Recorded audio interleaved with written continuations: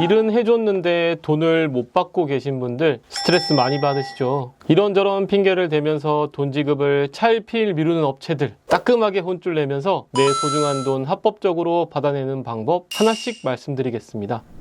안녕하세요. 여러분들의 민생구조대 민사전문 정재원 변호사입니다. 계약에 따라서 어떤 일을 해주고 그 대가로 돈을 받기로 하는 경우 그 약속한 돈을 소송상 용어로는 용역비, 용역대금이라고 표현합니다. 예를 들면 디자인 작업, 소프트웨어 개발, 광고 대행, 컨설팅 서비스, 공사 작업 등 다양한 분야에서 일을 하고 용역대금을 받기로 하는 계약이 이루어지고 있습니다. 그런데 막상 일을 다 해놓고 보니까 약속된 돈을 주지 않아서 문제를 겪는 경우들이 많이 있습니다. 상대방이 일을 시켜놓고 용역대금을 주지 않을 때 제일 먼저 하셔야 하는 일은 상대방이 어떤 이유로 돈을 주지 않는지, 이런 상대방이 주장하는 이유가 합당한지, 합당하지 않다면 그에 대해서 내가 대응할 증거들이 충분한지를 살펴봐야 합니다. 용역비를 주지 않는 유형에는 대표적으로 4가지 정도가 있는데요. 하나씩 살펴보겠습니다. 첫 번째는 돈이 없다며 주지 않는 경우입니다. 만약 상대방이 내가 일을 한 사실과 나에게 돈을 줘야 한다는 점에 대해서는 다투지 않고 단지 현재 돈이 모자라서 주지 못한다고 한다면 증거 수집에 대해서 고민할 필요 없이 바로 다음 절차인 지급명령이나 소송을 통해서 집행권한을 확보하고 상대방의 재산에 대해 강제 집행을 하는 이런 돈을 받아내는 절차를 진행하시면 됩니다.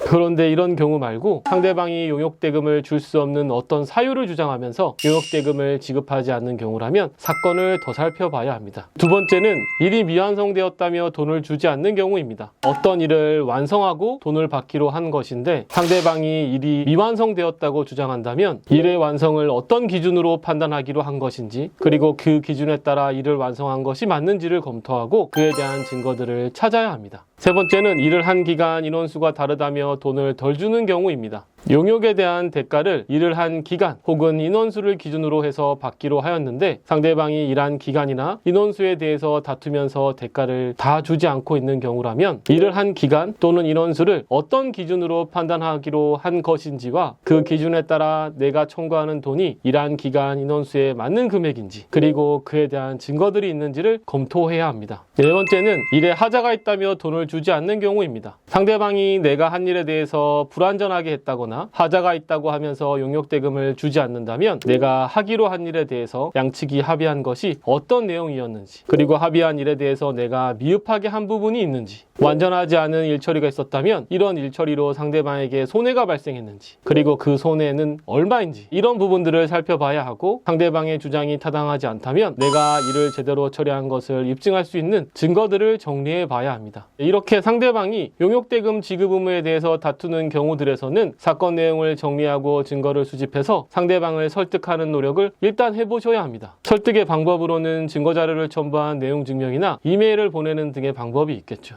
그런데 이렇게 해도 상대방이 납득하지 않는다면 이제 소송을 걸어서 재판에서 다투는 방법밖에 없습니다. 그런데 이렇게 말씀을 드리면 소송 비용이 부담스럽기 때문에 소송을 정말 해야 되는지 망설이는 분들이 있으실 겁니다. 그래서 소송 비용에 대해서 좀 말씀을 드리면, 소송을 제기하면 우선 법원에 인지대 송달료를 납부해야 합니다. 송달료의 경우는 원고와 피고의 수에 따라 정해지는데 1인당 수만 원대 정도입니다. 인지대의 경우는 청구 금액이 커지면 커지지만 청구 금액이 5천만 원이면 20만 원가량, 1억 원이면 40만 원 정도입니다. 그러니까 사실 제일 부담스러운 비용은 적어도 수백만 원 단위인 변호사 보수일 겁니다. 그런데 이런 변호사 보수는 청구하는 금액에 따라 한도가 정해져 있기는 하지만 승소 시 상대방에게 청구하셔서 받을 수 있는 방법이 있습니다. 더 자세한 내용은 제가 예전에 올린 승소 시 소송 비용을 상대방에게 받는 방법에 관한 동영상을 보시면 참고가 되실 겁니다. 이렇게 승소 가능성과 상대방에게 청구할 수 있는 변호사 보수의 한도액을 잘 고려하셔서 변호사 선임 여부와 변호사 보수액을 결정하시는 것이 좋습니다. 그리고 이 용역대금을 받기 위해서 소송을 하실 때 주의하실 점으로 소멸시효가 있습니다. 소멸시효는 돈을 받을 권리가 있더라도 이 권리를 일정 기간 동안 행사하지 않으면 소멸시효가 완성되어서 상대방이 소멸시효가 완성되었으니까 이제 돈을 못 주겠다 라고 할 수 있게 되는 제도입니다.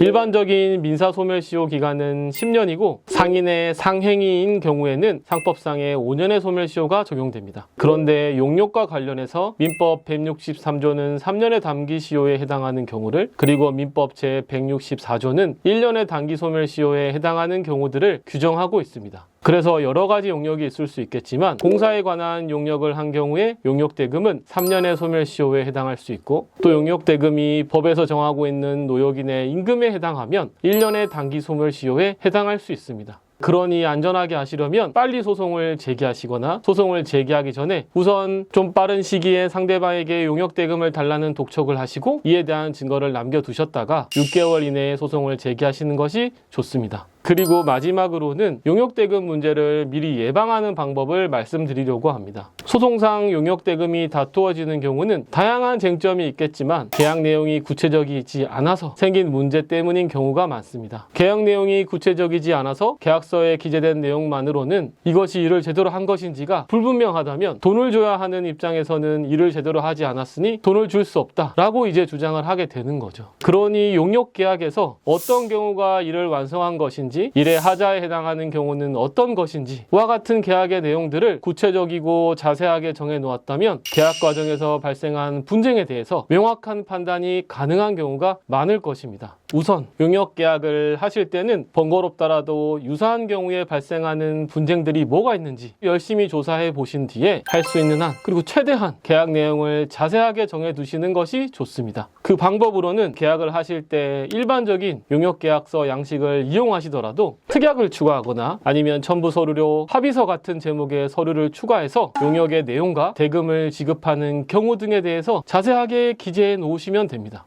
또 소송상 용역대금이 다투어지는 경우를 보면 많은 경우는 아니지만 일을 했는지 하지 않았는지에 대해서 다툼이 있는 경우도 있습니다. 그러니 용역계약의 내용에 따라서 어떤 일을 하는 용역의 경우는 그 일을 했다는 것을, 그리고 나아가서 일의 완성이 필요한 경우는 이 일을 완성했다는 것을 사진이나 동영상 등의 자료로 남겨두어야 하고, 자료와 일의 경과를 평소 상대방과 소통하던 문자 메시지, 이메일 등을 통해서 상대방에게 자주자주 보고하시는 것이 좋습니다. 그러면 이제 상대방이 일이 끝나고 난 다음에 다른 이야기를 할 수 없게 되는 거죠. 이번 시간에는 용역대금을 받지 못했을 때 어떻게 대처해야 하는지에 대해서 말씀드렸습니다. 더 궁금한 점이 있는 분들께서는 댓글 남겨주시면 제가 직접 답변을 남겨드리도록 하겠습니다. 지금까지 여러분의 민생구조대 정재현 변호사였습니다. 감사합니다.